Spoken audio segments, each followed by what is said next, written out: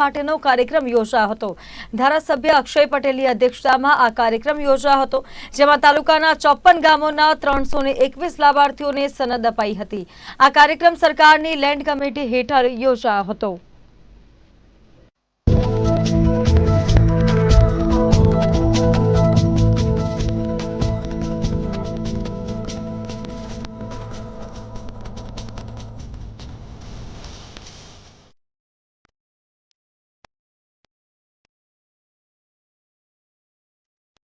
આજરોજ કરજણ ખાતે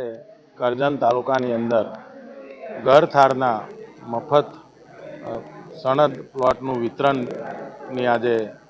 જાહેર પ્રોગ્રામ રાખવામાં આવ્યો હતો। એની પહેલાં પણ આપણે એક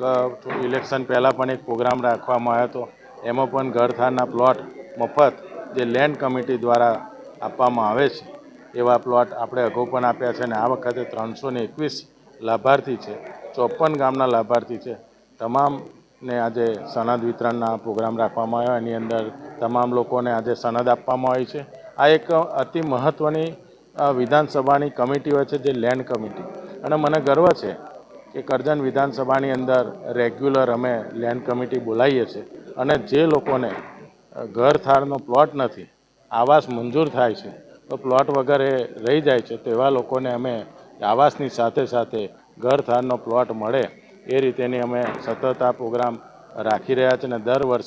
વર્ષની અંદર 2 થી 3 આવા પ્રોગ્રામો રાખી અને જે લોકો વંચિત છે, જેને મકાનોની જરૂર છે, એવા લોકોને આ ઘરથાળના પ્લોટ આપીએ છીએ અને મને ખૂબ આનંદ થાય છે કે એ લોકો ઉપરના જે ખુશી હતી એમના ચહેરા ઉપર મને ગર્વ છે અને હું તમામ અધિકારીઓને આ તબક્કે પણ આભાર માનું છું કે આવો એક આશીર્વાદરૂપ કાર્યક્રમ આપણે અહીંયા કરજણ ખાતે જે રાખવામાં આવ્યો છે, આવનારા દિવસોની અંદર પણ ગરીબ લોકોના આશીર્વાદ કાયમ અધિકારીઓ અને સતત કામ કરતા તમામ કર્મચારીઓ ઉપર રહે અને તમામ લોકોને આપણે જે વંચિત લોકો છે એમને આપણે લાભ આપીએ।